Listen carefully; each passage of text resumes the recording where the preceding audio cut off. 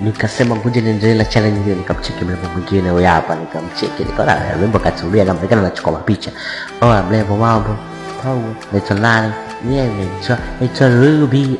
Tutu Ruby mrembo sana, unakuja kufanya hapa? Unakuja kutulia, unakuja kupoa, nimekuja kucheki mazingira. Okay, nikamwambia bwana mrembo, mimi nina maswali kadhaa nataka nikuulize.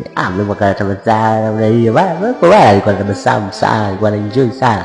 Mrembo nikamwambia bwana, mimi nataka nikuulize maswali, nataka nikupige hapa nikutandike maswali mawili matatu. Mrembo nikawa ndo nimemuelekeza mrembo, nikamwambia bwana, mimi na swali hapa bwana, hivi unajua jina la Zuchi OG?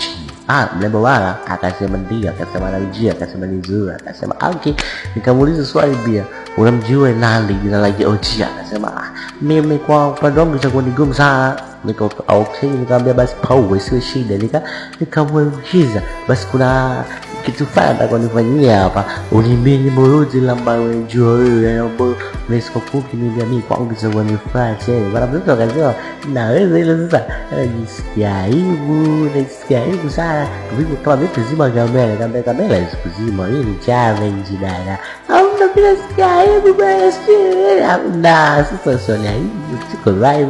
Mashabiki nao wanataka kuenjoy, mashabiki nao wanataka kupati, waone namna gani unatoa voko. Bwana mtoto akasema mimi naomba usaidizi kwa rafiki yangu. Rafiki yako anaitwa nani? Rafiki yangu yule pale. Wow, rafiki yake bwana, I see mtoto fulani mwenye shape lake, mtoto fulani mwenye umbo lake. Bwana nikamchukua mtoto nikamvuta kama hivi pembeni, nikamleta kati. Bwana mtoto nikamwambia mambo vipi? Bwana hapa rafiki yako anataka umsaidie bwana, anataka umpe support bwana. Nimemuuliza swali hapa, ni nyimbo fulani yote ile ambayo anahisi kama itakuwa kwake ni dedicated kwake na kwa wengine. Mimi siwezi. Hapana, unaweza. Mwenzako ameomba support yako wewe, na wewe anaamini ndio utamsave, alafu ndio utampa ujasiri bwana. Wewe tutokana anaona wasiwasi mtoto akaona sio poa watoto jamani.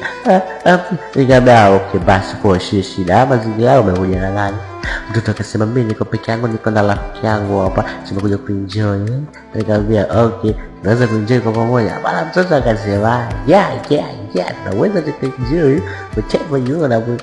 Unataka wewe Mr. Voice, Mr. Romantic. Na mimi nikasema okay, si shida, mimi ndo Mr. Romantic, mimi ndo jufai.